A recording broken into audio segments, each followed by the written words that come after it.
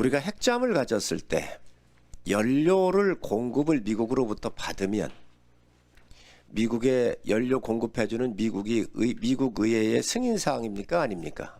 승인사항입니다. 연료도 승인사항입니까? 예. 지금 우리가 여러 가지를 좀 봐야 되는데 미국이라고 하는 나라는 전략이 변화하면 정책을 수립을 해서 정책 변화가 있습니다. 미국의 정책 변화가 없을 때는 어떤 것도 승인을 안 합니다. 알고 계시죠? 네. 자, 그런데 이번에 한미 정상회담을 할 때에 우리가 먼저 핵연료를 좀 주십시오라고 요구를 했거든요. 저는 여기 계신 국방부 관계자 여러분들, 장관을 비롯한 대통령실의 안보와 관련되는 이 사람들이 도대체 어떤 일을 했는지에 대해서 비판을 안 할 수가 없습니다. 여러분, 이런 외교를 해놓고 잘했다라고 자찬하면 안 돼요. 여러분들 여기 미국에서 이 오커스 동맹국인 호주한테 핵잠을 판다고 다 발표해서 알고 있을 거예요. 왜 팔았을까? 고민해 보셨습니까?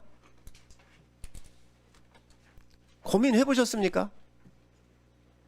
중동이 정리를 하고 또 유럽, 러시아, 우크라이나 전쟁을 정리를 하고 피봇 에이시아에서 아시아로 이동을 해가지고 중국 견제에 들어간 미국의 전략과 정책이 바뀌고 있는데 여러분들 고민을 했습니까? 헤리티지 재단에서 이 오커스의 핵잠을 호주에 주었듯이 일본에도 중국 견제를 위해서 이게 필요하다라고 헤리티지 재단이 이미 얘기를 했습니다. 이 헤리티지 재단, 미국의 싱크탱크입니다. 잘 알고 있잖아요. 마이클 길레이 해군 총장이 23년도 1월 12일 날 일본의 핵잠에 대해서 이야기를 하면서 긍정적으로 얘기를 하면서 이게 가지려고 하면 인원 훈련 플랫폼이 필요하다. 그래서 이 해군 총장도 이 부분에 대해서 전략적 변경이 있음을 이미 얘기했습니다. 23년도 1월 12일이에요. 파페로 인도태평양 사령관이 23년도 작년 7월 11일 날 한국의 핵잠이 필요하면 이거 검토해야 된다고 얘기를 했습니다.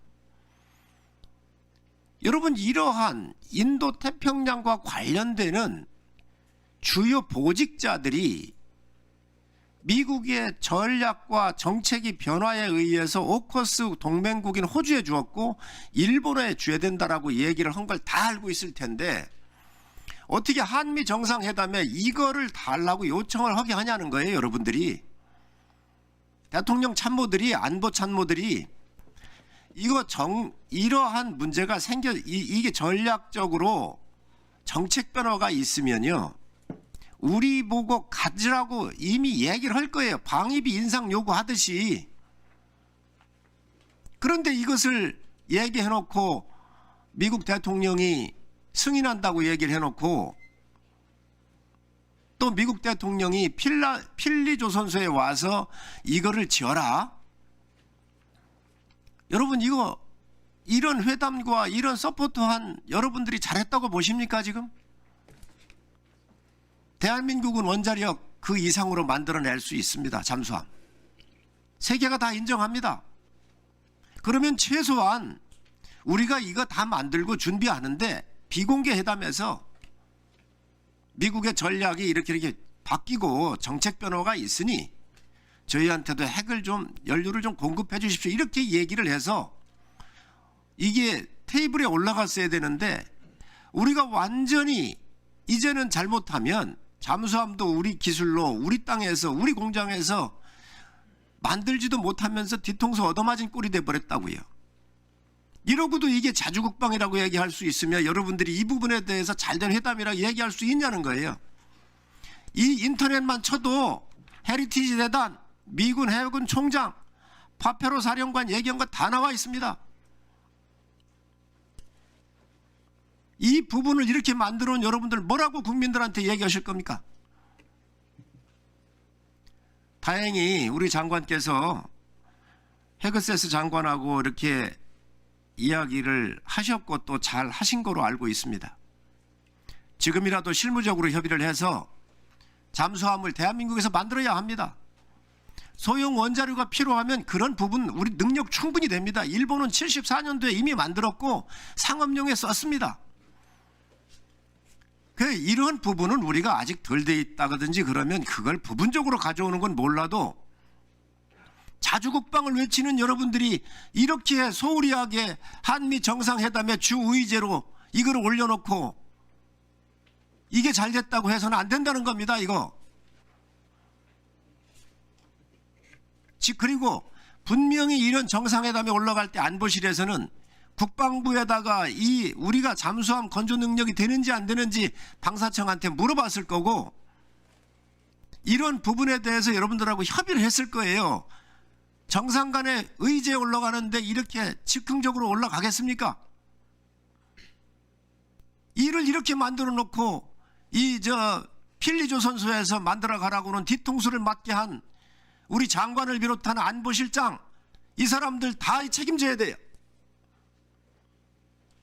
그래서 제가 드리는 말씀은 이 부분에 대해서 다시 한번 우리 검토하고 실무적으로 우리 장관님께서 헤그세스 장관도 종종 만나실 기회가 있고 그러니까 이 부분은 잠수함은 미국의 정책 변화에 의해서 오는 겁니다. 저희한테.